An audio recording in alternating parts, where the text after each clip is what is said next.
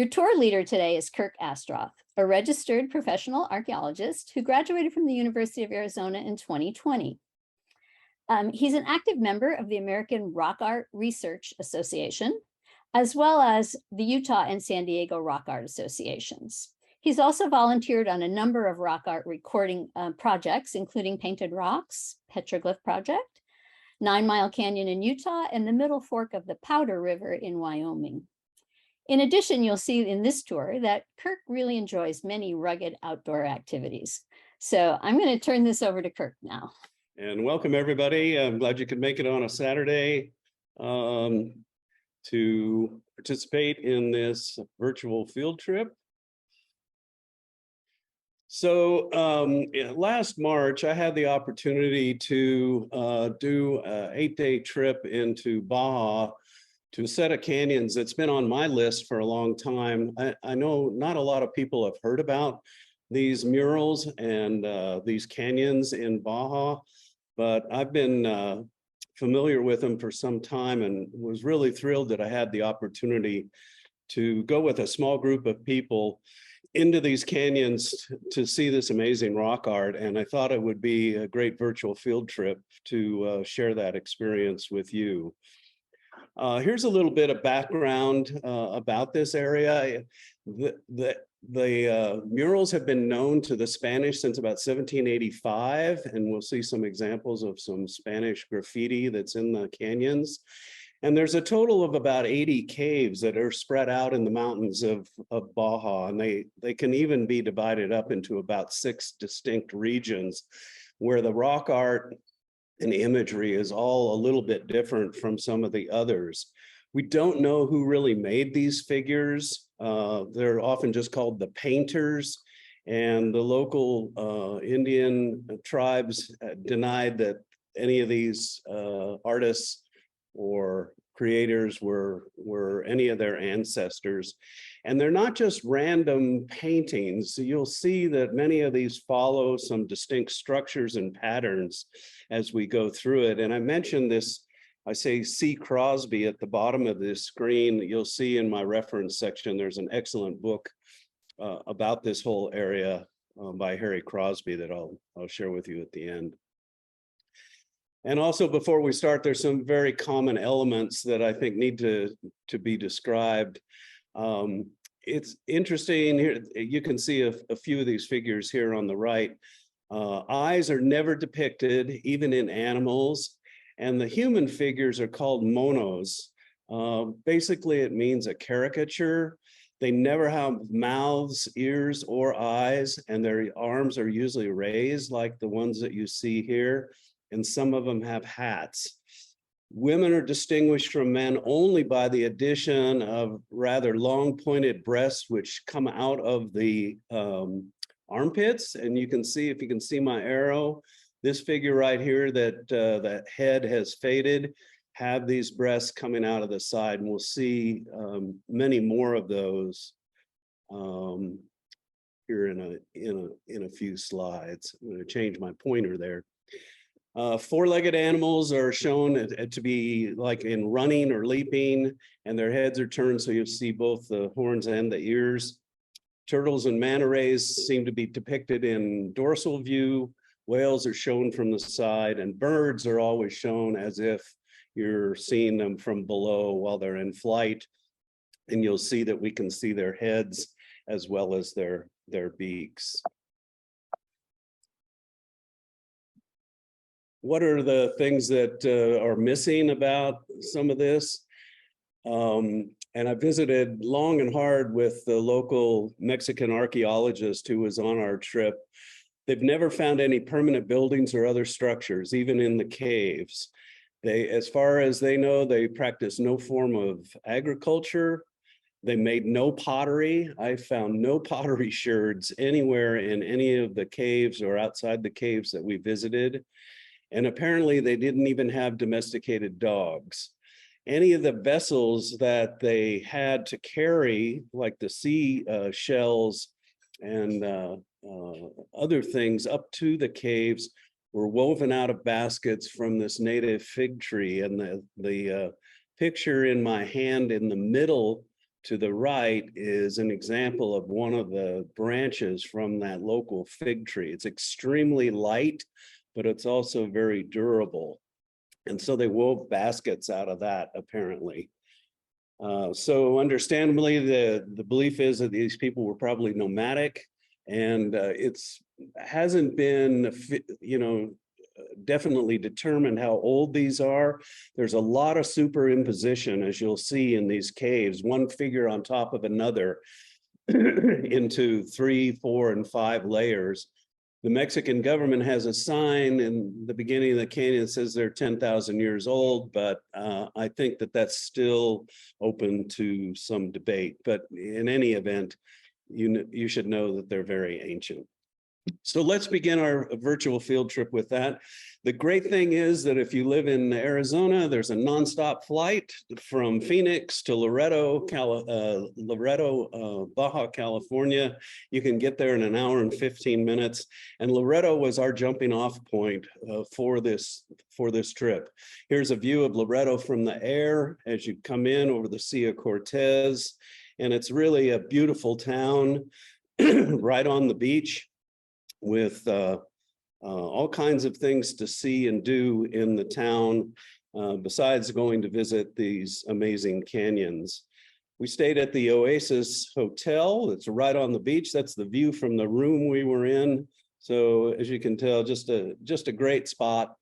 Good place to be in March. I'm not sure it's a good place to be in July or August, but we were there at the perfect time towards the end of March.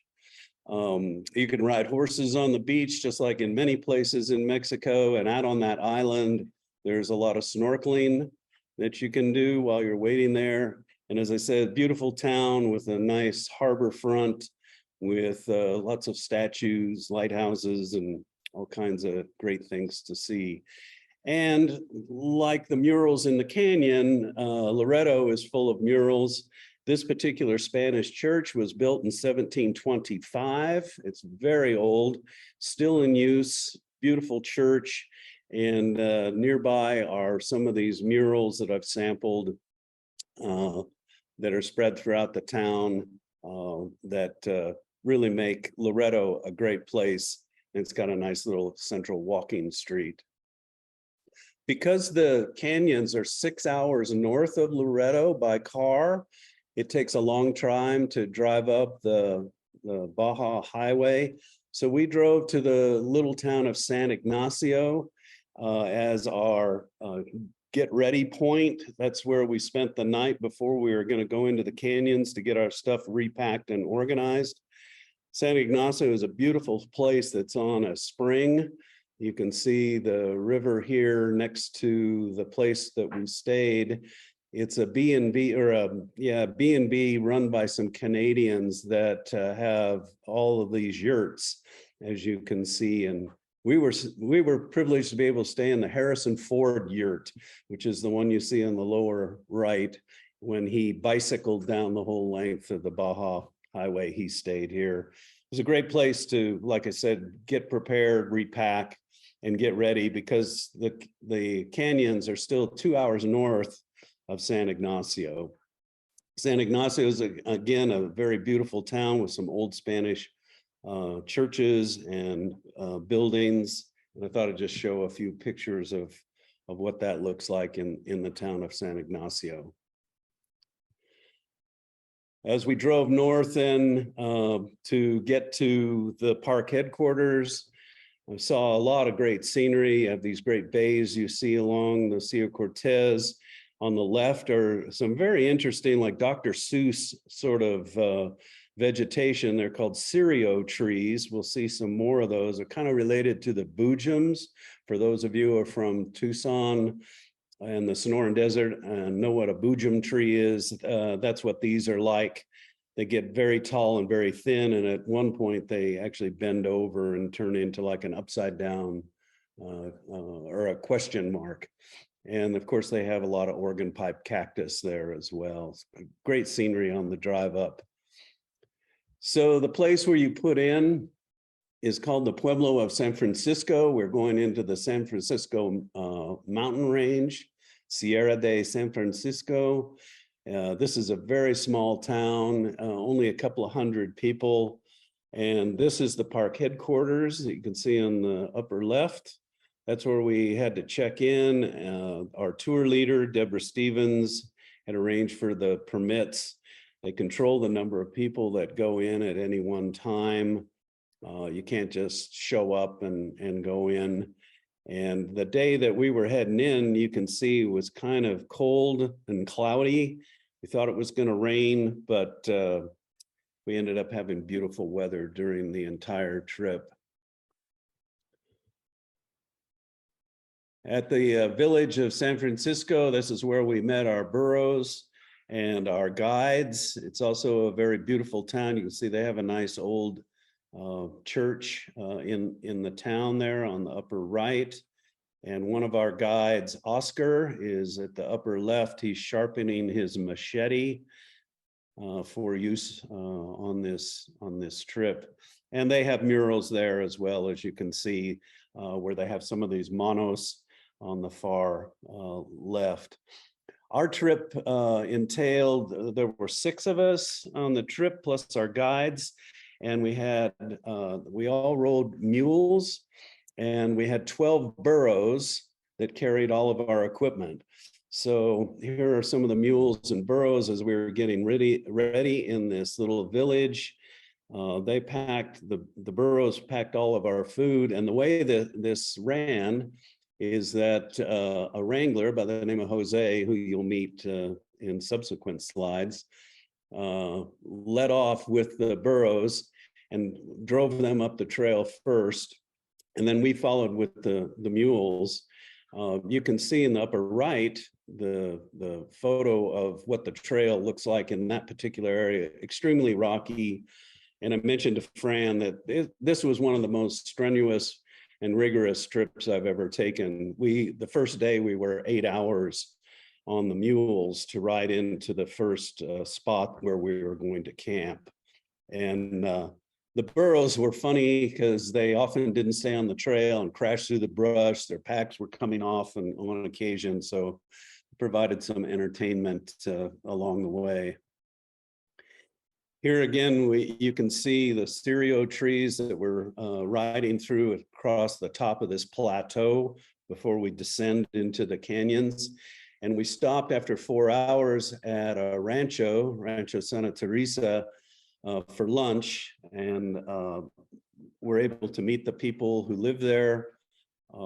As you can imagine, extremely remote. If it's 6 hours to Loretto from the village of San Francisco, this is another 4 hours by mule to this place, and there are no roads. So it's extremely remote, and they did have solar panels as a way to power their household. Thought I'd show you a few pictures of the trail as we went in, and made a little arrow there. You can see the trail going along the benches there and descending down into the canyon. It's quite an experience. Many places were so steep that we had to get off and either lead the mules up or down because it was too dangerous to stay on their backs in order to cover the trail. And when we got into the bottom of the canyon, as you can see from the upper right, we had to ride really down the stream bed. There was no water in many of these streams. I think everybody's aware that the West is experiencing extreme droughts. While the palm trees are still growing, there wasn't a lot of water in the streams at this time of year.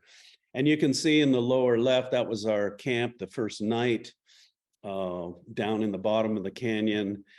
Pretty green because there is underground water there. And it was a great place to go because there was also a ranch there, and it was Rancho Cacarizo.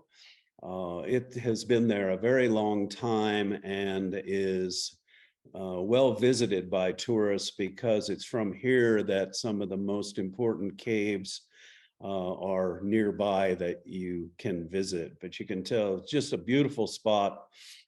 You can see some standing water there, and you can see the people's houses and such up on the slopes here. where they lived. Here was our outhouse, right in the bottom of the canyon, and just gorgeous scenery. But finding a nice unrocky place for a tent was a little bit challenging at times. So from Rancho Cacarizo, we visited 3 caves that are near there. The first of them is Cueva Pintada, which just means painted cave. It's the most painted cave in the most painted part of the entire range of the great murals, and that's why so many people go there. It's approximately 500 feet long, and it's about 40 feet deep. While they're called caves, I would more describe them as alcoves, but that's just a semantics thing. And the paintings here are particularly well preserved because of the size of the cave and the durability of the rock surfaces. So this cave features a whole plethora of different images, from the anthropomorphs, the sheep, the bighorn sheep, the deer, and birds, and rabbit figures are also common, but there's no fish depicted in this particular cave.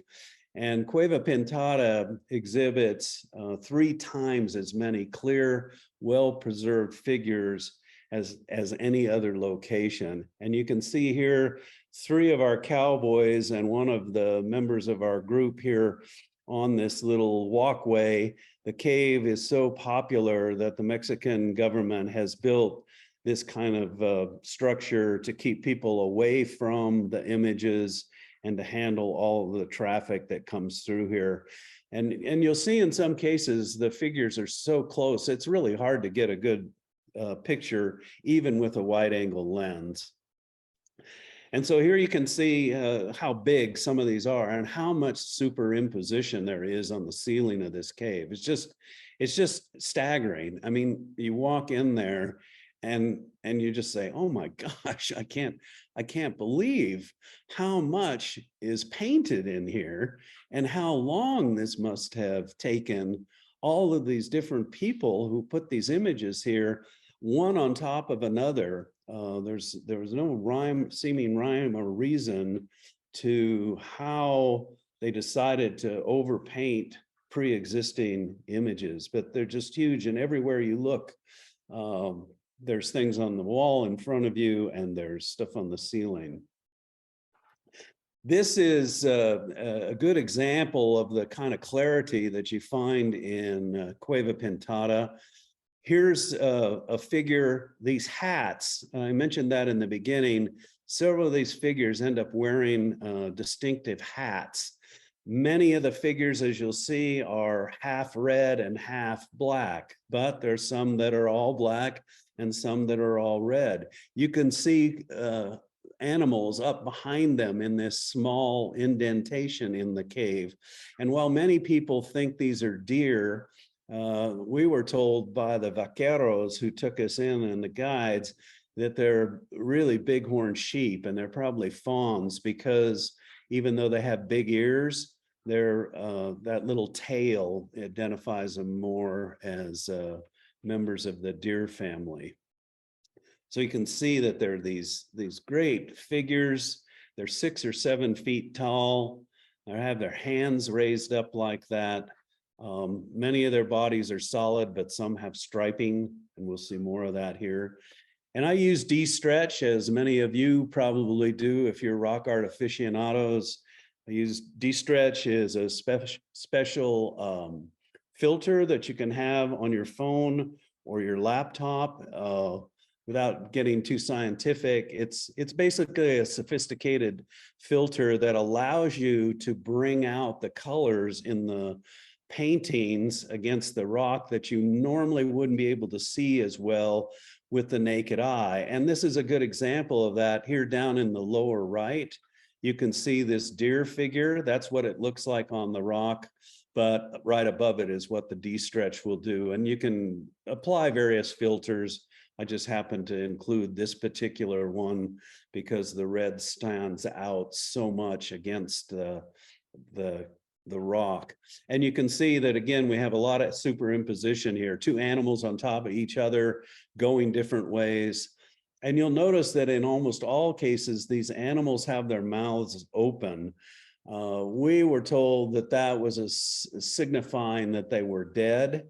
I'm not sure that that's ever been verified by anybody, but that's what we were told. At the same time, these animals are all put in motion. So to think that they're dead, but they're still moving, maybe doesn't align too well. But you'll notice that all of the animals do have their mouths open like that. Here's another example of de-stretch. The original image is on the left, of course, and then here on the right is the enhanced version. You can see it brings out a lot more on the rock than what you would be able to see with your own eye. And again, this figure is wearing a very distinctive hat of some sort. The rock art imagery is everywhere in these caves, right up to the edge, and that's why I took this picture and included it.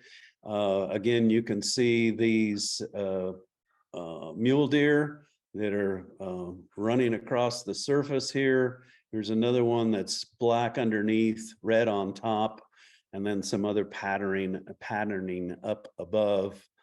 The images are just everywhere in this cave. And here's a bigger shot. We saw this particular piece of it earlier with that small indentation. Remember, I pointed out the black mule deer here. So here's a bigger view of it. And I wanted to include this because it shows just how large some of these figures are. These human figures are 6 feet tall. So this deer over here, this black deer, is even larger. And so is this black humanoid figure, just huge. And then you'll see some, like this deer, are striped. Their bodies are striped. And we'll see more of that in some other places as well. Here's a de-stretch image of that very same shot. You can see, again, that the de-stretch helps you see stuff a little clearer and makes, in my mind, makes the images more interesting and allows you to see some details that you may have missed in just a regular photo. Here's a close-up of that area. Again, here's that same little fawn that I pointed out earlier, but here's this striped deer in the foreground with the big ears, the humanoid figures with the hats on, and you can see there's other figures over here. There's just so much superimposition. It's often hard to tell where one animal begins and the other leaves off. And I included this from Cueva Pintada too, because here's another example of this female figure. This all black figure in the middle has those breasts emanating from the armpit area, superimposed over a really beautiful deer. Here's this other anthropomorph with half black, half red, and a distinctive hat on. But there's, again, so much superimposition over here in this part of the area that it's very difficult to tell how many and what was there. So the dating of this kind of stuff gets to be difficult. And a little close-up view. I mentioned that birds are often shown. Here's a couple here with their beaks open that are, again, on the ceiling of this cave, superimposed on top of a deer and some other figures as well. So,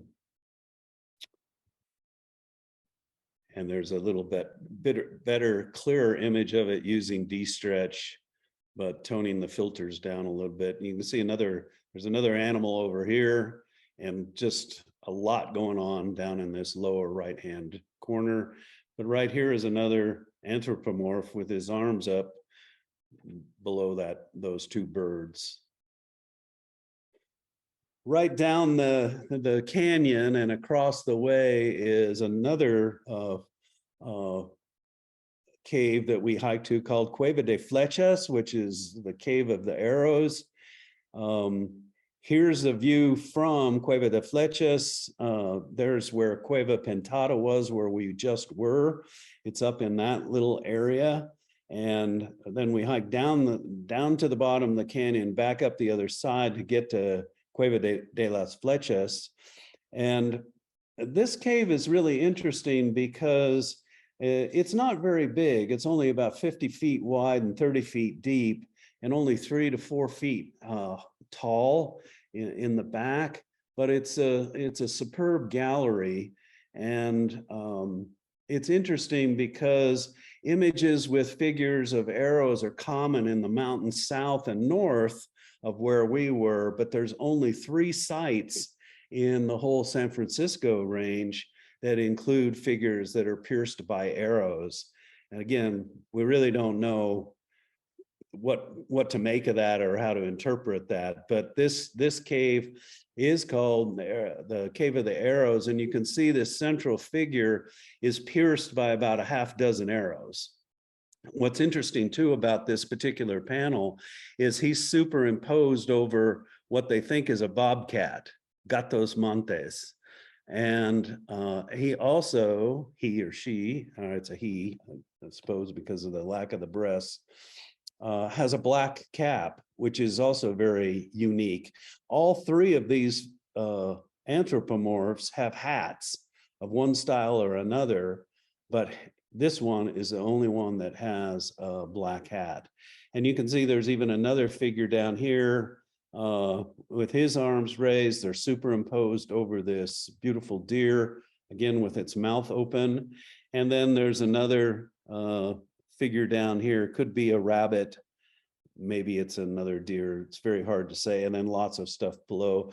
Again, I just emphasize it was really a challenge with my camera to decide how to get a good picture, because you're just so close to it, it's hard to back up without falling off the cliff. Here's another part of Cueva de Flechas.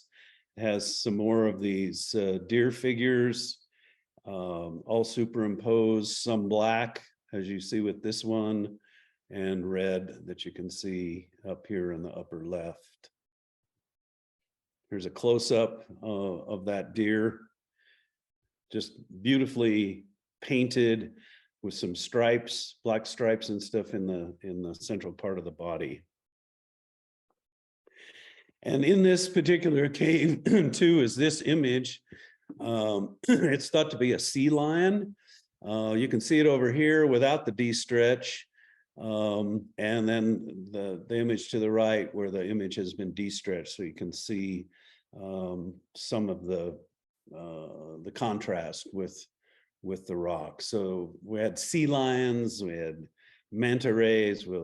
You'll see some turtles, because we'll go to a turtle cave here in a little bit too. And I did a self-portrait just so you could see this particular deer, how big it was. This is interesting too, because he has one black horn and one red horn. And you can't see the legs here too well, but they're double painted as if to show that the figure was in motion. And it's superimposed over this anthropomorph figure in the back and something else over here. So Cueva de Flechas, a very interesting cave. And here's a de-stretch of that particular image without me in it this time. You can see the bighorn horns and the deer on the left, and the anthropomorph here in the center. And then another cave that's up a side canyon. So we're able to see 3 caves in this rancho Cacarizo where we camped, because we spent 2 nights there. There's so many things to see. We went to this Cueva Aguila, and that's means eagle in Spanish. And so this cave is distinguished by these 2 birds, one black, one red, right here in the center. So it's called Eagle Cave, but there's a lot more going on, as you can see. Again, this isn't necessarily a very big cave. It's about 80 feet by 30 feet. There's the humanoid figures again, there's deer, There's this pair of identical large birds. And you'll see here in a little bit, it's also distinguished by one of the only geometric designs that are found in these caves. But again, just ponder this image, this part of the cave. You can see an animal down here to the lower left. These anthropomorphs, half black, half red here, don't seem to be wearing hats, and then lots of other figures. Here's another view, a little bit more to the right of that, so you can see that there's these other figures to the right of the two birds. And those, the detail on the talons and the tail of these birds is pretty detailed. It's pretty specific. This is what I mentioned. This cave has one of the few abstract geometric pictographs in the whole cave system. There was this this grid that you can see is outlined in yellow ochre, and then the squares are filled in with red or black. I know on my screen it looks a little green, but it's black. And then there are these unfilled squares up above here, right on the cliff line. It's about 4 feet long. And as I said, it's one of the only abstract geometric pictographs that are found anywhere in this canyon. And who knows what it means? It's hard to say, but it's very interesting to come upon this in the Eagle Cave. And then, excuse me, right around the corner is this very large bighorn at the top with a deer down below. I've enhanced it with D-stretch on the right just to be able to show a little bit better what's captured there. And it's right around the corner from this geometric pattern. And again, you can see that there's a anthropomorph either superimposed or superimposed upon right here in that image again. And again, these animals have their mouths wide open. This is again another shot of inside that cave, a little bit more to the right of the eagles. You can see the red one here and the black ones up above. Lots of figures, and again, you see this female figure with the breasts emanating from the armpit area. I mentioned that the Spanish knew about these since 1785, and here's some examples where the Spanish painted some of their crosses in an alcove near this particular cave. It's kind of interesting to come upon that. And there's more than just the pictographs in this canyon. That's what I went down to see. I had no idea that there were lots of petroglyphs as well. So one day while we were camped, one of the cowboys knew that I was really interested in petroglyphs and kept asking about them. He said, well, there's this petroglyph rock I can take you to. So we hiked for about an hour up the canyon and then up the cliff to a little alcove. And you have to understand, these canyons are made out of like limestone and granite. And then there was this huge sandstone boulder in this underhang. And there's no other sandstone anywhere around there. I don't know where this rock came from. He claimed that this was a birthing site. And all of these figures here that you see are examples of vaginas that symbolize that this was a birthing site. But this rock, as you can see, is just covered with these petroglyphs in this little overhang. Quite an interesting thing to come upon. And then you can see all these striations over on the side here on the right. Again, we don't know for sure, but maybe that was some sort of account of something that was going on in that particular alcove. Lots of obsidian points. These are some of the ones that the vaqueros had found and collected in their many trips into the canyons. So I put the one in my palm so you could see the detail of it, but over here on the right, lots of different examples of these obsidian points and some made out of quartz as well.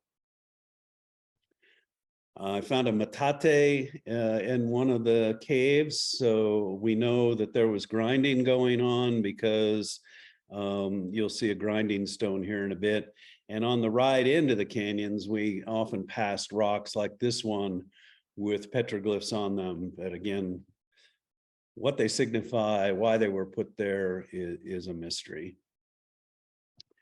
Here's one of the grinding stones with a metate that I actually had my Archaeus scale that I remembered, and I put out on the rock so you could see how big this thing was. And you saw this picture before, but I put it in here because, again, lots of obsidian flakes you can find in these caves. And so the obsidian was carried in from quite some distance. Here's that example of a fig tree branch, and then found lots of glycymerous shells. So we know not only from the whale and the manta ray images and fish images, but they were going down to the coast and bringing shell up to these caves. And you could find shattered shell quite easily on the floor of these caves. Be assured that I didn't collect any of this stuff. I left it in place. And then a few more examples of petroglyphs. On the far right, I'm sorry, I wish this had turned out a little better, but you can see a square-bodied figure here with arms out like this, or feet. I think this is a turtle, but it's very difficult to say because it was so faded. And then there were lots of very old engravings on some of these rocks, and then a nice little spiral that we came across in another part of the canyons. So the great murals are one thing, but there's lots of other things in addition to that that make this place really special and help you understand why the Mexican government is doing so much to protect it.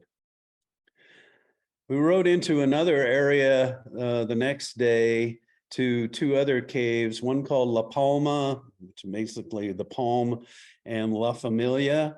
And this is us riding into those canyons, and I included this picture mainly for those of you in southern Arizona. You're very familiar with the Palo Verde, the state tree that has a green bark. Well, down in Baja, they have a Palo Blanco, and that's their tree, and that's what this is right here, a very white barked tree that's related to the Palo Verde. And we saw those all over in the bottom of the canyon. So that's us riding our mules off to another cave that is called La Familia. And this is why this is called the family. And it's primarily, whether it's really a family or not, it's hard to say, but it's because of this so-called child here, all in black. But here again, you can see the female. She's half red, half black, with the breasts emanating from the armpit area. And then all of these other figures in a line. And what's interesting about these particular paintings too, none of these, well, the ones that still have the heads left on them after the erosion of this cliff, they appear to be wearing pants. You see how we haven't seen black pants like this on other images. They usually been divided vertically, but not horizontally, black and red. So this particular area is called the family. And here's a larger view of it, primarily so you can see how big they are. Again, these things are 6 or 7 feet tall. And way off to the right, or to the left there, I've marked it, there's an antelope. And there's no more antelope in Baja. They've all become extinct. But this particular antelope is pictured, and there's a close-up of it. It's got a striped body, and you can see the distinctive antelope horns on its head, and it appears to be in a running posture. But once again, its mouth is opened, and it's all, what's interesting about this too, is it's all outlined in white. That isn't chalking that some do-gooder rock art aficionado did. That's the original white outline that was done by the original painters. You can also see that it's pierced by an arrow.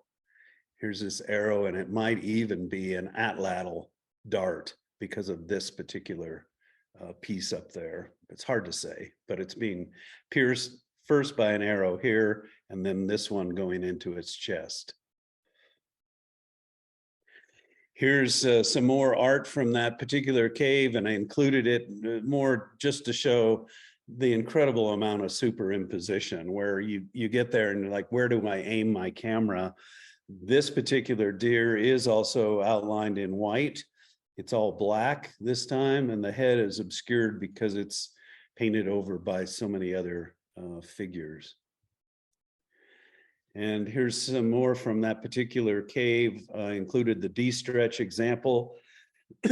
Again, because here we have the female with the breast emanating from the armpit, same over here, and then a central figure in the middle. None of them have hats. All their feet are shown in profile, which is very common. Like I said, there's some standards and rules that seem to have been followed in the painting of these particular figures. And here's another part of that cave. Again, you can see that many of these are outlined in white. They have these striped painting, which we haven't seen previous, and this bighorn right in the middle that they're painted over. And again, here's the female figure with the breasts emanating from the armpits and a couple of male figures. There's the D-stretch image of it. In case you wanted a different view of it, you can see what D-stretch will do to enhance your viewing. And a sack hat figure that's also in this cave, striped body with some black outline with a very distinctive hat. Again, what those hats all meant is anybody's guess. And I mentioned whales. Here's an example of a couple of whales that were in this particular cave. You can see that they're kind of a side view. They're very large. Again, they're like 7 feet tall, painted there. So we know that these indigenous people were spending a lot of time down at the Sea of Cortez or on the Pacific Ocean to see these whales and paint them. And I included this, here's Ramon, one of our vaqueros, and 2 of the other people in our group at this cave. You can again see how tall some of these figures are and how high they are on the ceilings of these alcoves. So we visited another cave near there called Dos Tortugas for an obvious reason. It's got 2 turtles in it. Here's a original and an enhanced D-stretch image of one of the turtles. You can see here at the top in kind of a swimming mode, right below a large deer and lots of other figures. And in that particular cave, there was this really small overhang inside the cave that had turtles in it and other figures painted in this corner. It was like the most awkward place in the world that you would want to try to paint something, but you can see that there was this turtle here, particularly on the right in the D-stretch image, and then a sack-hatted figure as well that had mainly eroded away. Here's another turtle in this particular one that's with a deer that is imposing on it. And again, we have a whale over here on the left and another one here on the next to it, along with a couple of these monos or anthropomorphs down below. And I included this photo just to show you that this painting went right up to the edge of the cliff or the cave face. This is inside the cave looking out. And you can see that there's this upside down human figure here painted on the rock, and a D-stretch image that shows a whale that's appearing to be red and green, but it's red and black on the actual rock, but it's pretty eroded. A lot of the stuff in the Dos Tortugas cave was rather eroded. And then we also saw this figure inside the cave, and none of us have any idea what that would be. It was very strange and never saw anything else like it. So the last couple of caves we visited were called San Gregorio 1 and San Gregorio 2. These caves are typically off limits to tourists, but Deborah Stevens, our guide that's in this picture on the left, was able to get permission from the Mexican Archaeological Agency for us to visit, but they required that we include an archaeologist with us to be our minder, just to make sure the caves were protected and we didn't do anything that would harm the historic value of these. So it was very fortunate we got to visit these caves, but San Gregorio 1 here, and Ramon's explaining some about the cave, is so dense with petroglyphs. It's very difficult to separate out stuff. And when you approach the cave, this is what the cliff in front of the cave above the roof looks like. It's just, you know, just painted over with so many figures. You can see human figures, you can see a deer, but a lot of the rest of it, it just starts to blend in all together. It's very difficult to separate things out. And it's the same way inside the cave. This is looking at the ceiling. And so here again is what some people think is a rabbit, but it's more likely a deer. It's running. Here is what they think is a fox because of this long tail. And I'll show you a better picture of this in a minute, but what's interesting about this cave is a white snake. And you can see part of it right here. It's outlined in red and it goes across the ceiling. Here's a better picture of it. And so it's very distinctive too. We didn't see any other pictures of snakes in these caves other than this white snake. There's some nice birds in this cave as well. Here's another one that with its beak open, it's half red, half black. And here's again some other birds. Here's one, kind of a side view of it, along with a large deer. Here's those mule deer ears and some other figures. And here's San Gregorio 2 was right around the corner on the cliff. Here's our group. You can tell you got to keep looking up all the time. And our archaeologist from Mexican government's back here. He's looking for sherds and anything he can find on the ground. As I said, we never found any sherds. And for those of you in Southern Arizona, this is an elephant tree. So elephant trees are fairly common down there along with the organ pipe cactus. Here again is the large whale inside San Gregorio 2 cave. You can see that it's outlined in white and it's got black and red in it. And I included this picture on the right. It's supposed to be a fish.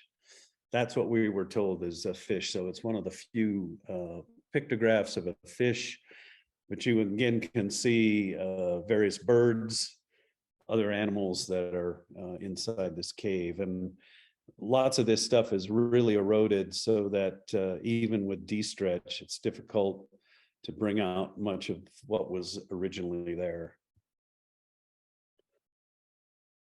But here's that picture again of a bird, perhaps a turtle here, and some more deer.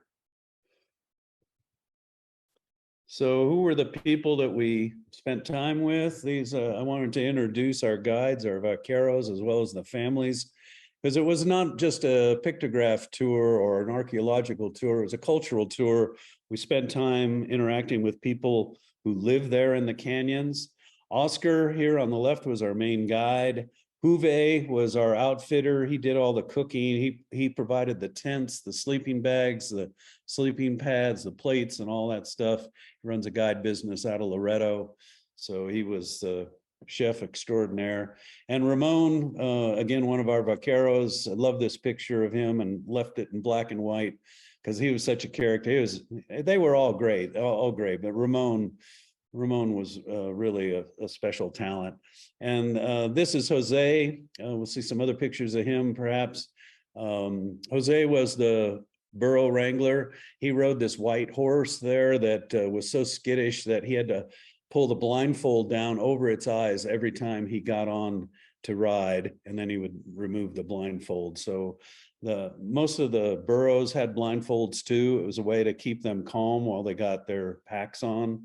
And you can see, again, from these black and white pictures, what it was like down in the canyon with all these burros getting ready with their packs on.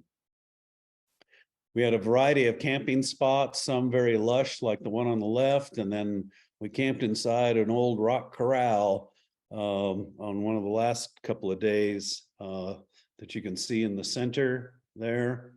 And there we are, all saddled up on the right, ready to head off for new adventures. We rode a total of about 25 miles. We spent most days 6 to 8 hours in the saddle. Like I said, it was extremely rough, and the trails, such as they were such that if you needed to get off, you couldn't get off your mule. And one of the cowboys joked, he said, there's two kinds of people that ride mules in the canyons here: those who pee in their saddles and those who lie. So that'd give you an idea how hard it was to get off those animals. Here's one of our camps. The burros love those dead palm fronds. They're eating those, but I love the picture of all of our the saddles all lined up here in the camp, and this was our first camp right near Cueva Pintada. Here's an example of the trail. There's my wife riding out in front.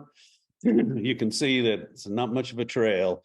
And for those who've ridden down the Grand Canyon, that's like a freeway compared to the things we were on. There's oftentimes I was in the lead and I said, "Are we on a trail? Because I sure can't see a trail."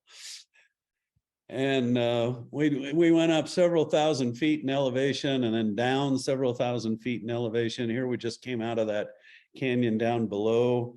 You can see the trail off on the left here. That's what we had just come up to get on top of this mesa, but extremely rugged and tough canyons. And down in the lower right, there's Oscar pointing out where we had just been down in these canyons.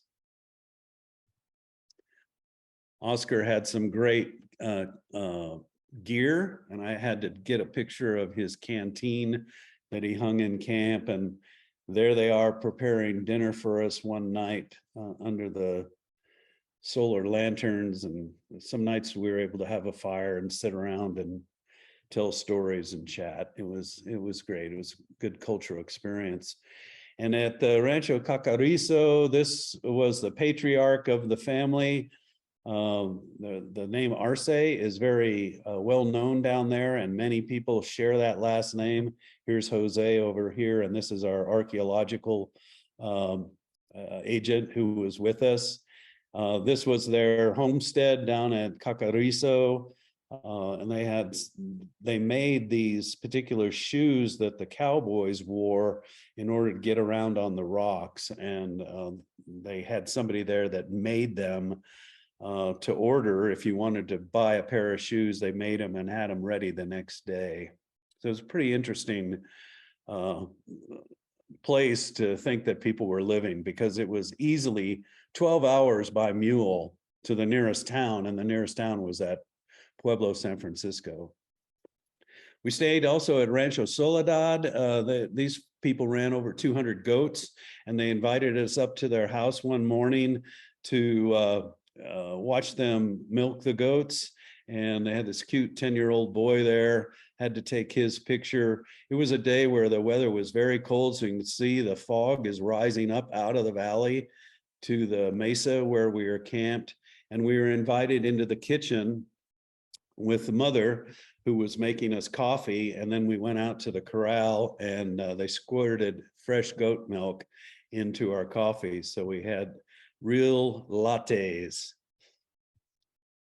Here's our group. You met some of these folks already. This is Ramon. Here's Juve, Deborah Stevens, who was the tour leader. She's been in the canyon doing these trips for 25 years. Here's that little boy who was holding the goat. There's Jose, and then Oscar, and then the rest of us who were the turistas. It was a great picture. It was our last day in the canyon. So thought that was a good shot to end with. Tom on his horse there and the trail in the background. Have a good voyage. If you want to learn more or want to see more, here's Deborah Stevens' contact information. She runs this group called Timeless Journeys. She does not only the canyon trips, but lots of other things, and she lives in Mexico. You can easily get on her website and text her. It was a very affordable trip, I will say that, because I've been looking for years to try to get down there. And it's like anything, you have to shop around. Also down here in the lower left, Trudy Angel runs a group called Saddling South. She takes people into the canyons, some for long trips and some for very short trips.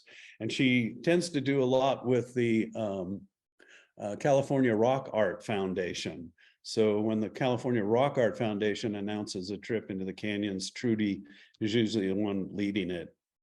William Frey is a professional photographer. He hasn't published any books about the canyons, but he has a really great Facebook page and a website. If you want to see more pictures of some of the other caves that we didn't get to visit, you can go to his site.